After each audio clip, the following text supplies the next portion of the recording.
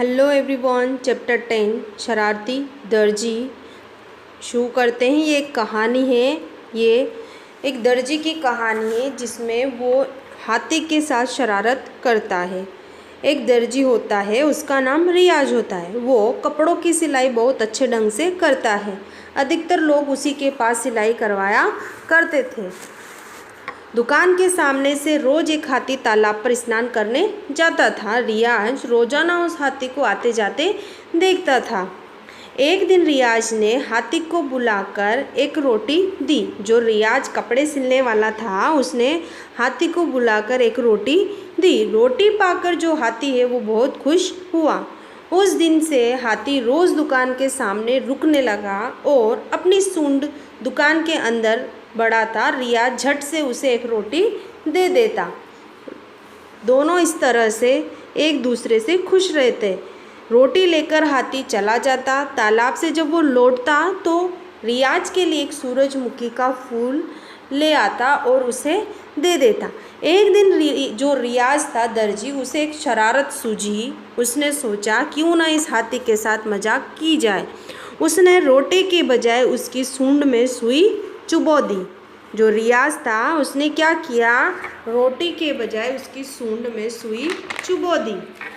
रियाज की इस शरारत पर हाथी को बहुत गुस्सा आएगा ही कि उसे लगा वो रोटी देगा, पर उसने क्या किया, उसकी सूंड में सुई चुबो दी तो उसको बहुत गुस्सा आया। उस समय वो न कुछ बोला और चुपचाप तालाब पर स्नान करने चला गया। जो हाथी था उसे गुस्सा आया, पर उसने उस वक्त कुछ नहीं किया और वो चुपचाप जो तालाब में स्नान करने जाता था वहाँ चला गया।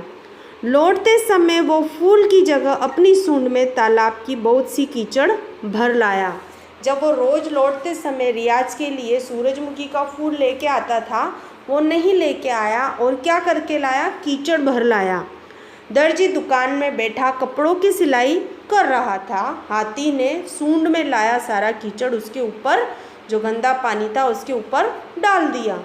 उसके ऊपर डालने के बाद उसके जो सारे दुकान के कपड़े रखे थे वो सब खराब हो गए।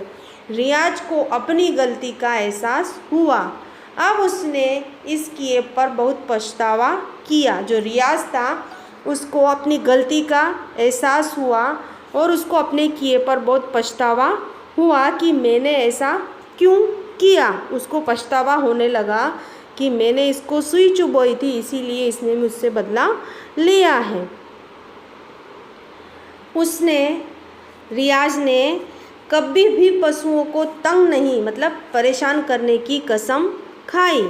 हमें इस कहानी से क्या शिक्षा मिलती है कि हमें सदैव पशु पक्षी सबको अच्छे व्यवहार करना चाहिए, क्योंकि वो भी एक जीव है। हमें किसी को परेशान नहीं करना चाहिए। ये हमारी दर्जी की कहानी यहाँ पर कंप्लीट हो गई है। अब हम हमारा जो चैप्टर 11 है आश्रम की रक्षा, यहाँ पर राजा दशरथ के जो हमारे राम भगवान हैं उनके बारे में बताया गया है कि जो आश्रम की रक्षा किस प्रकार करवाई गई। जो राजा दशरथ हैं उनका नाम आप सबने अवश्य ही सुना होगा। राजा दशरथ कौशल प्रदेश के राजा थे। कहाँ के राजा थे? कौशल प्रदेश के। उनकी राजधानी अयोध्या थी। वे हमेशा सच बोलते थे और प्रजा से प्रेम करते थे। उनके 4 पुत्र थे, राम, लक्ष्मण, भरत और शत्रुघ्न। जो राजा दशरथ थे उनके 4 पुत्र थे, राम, लक्ष्मण, भरत और शत्रुघ्न। और राजा दशरथ की 3 रानियां थी, कौशल्या, सुमित्रा और कैकेयी।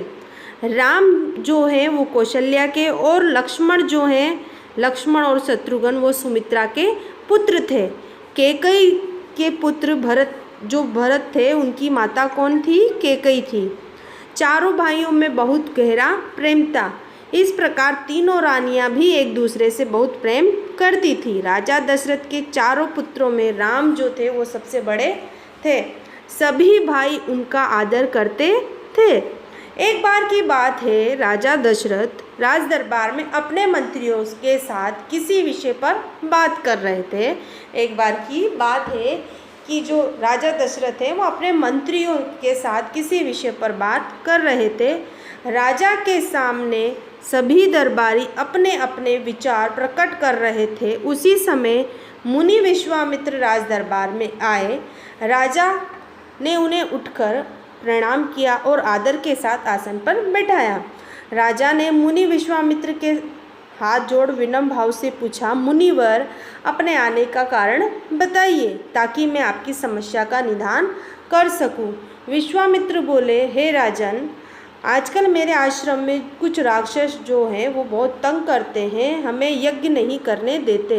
तो मैं आपके 2 पुत्रों राम और लक्ष्मण को लेने आया हूँ। आप इन दोनों राजकुमारों को मेरे साथ आश्रम में भेज दीजिए।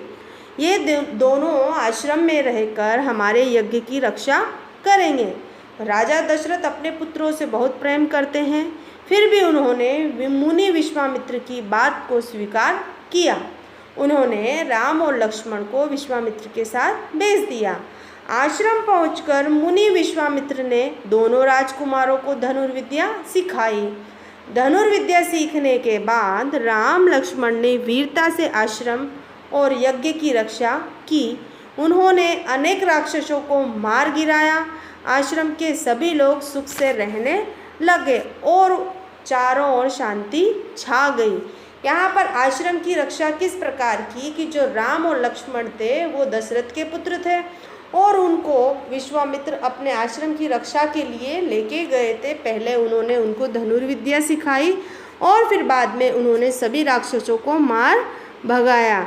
ये हमारी आश्रम की रक्षा चैप्टर भी यहाँ पर कंप्लीट हो गया है। आप सबको घर पर अच्छे से रिवीजन करना है। Thank you so much. Have a nice day.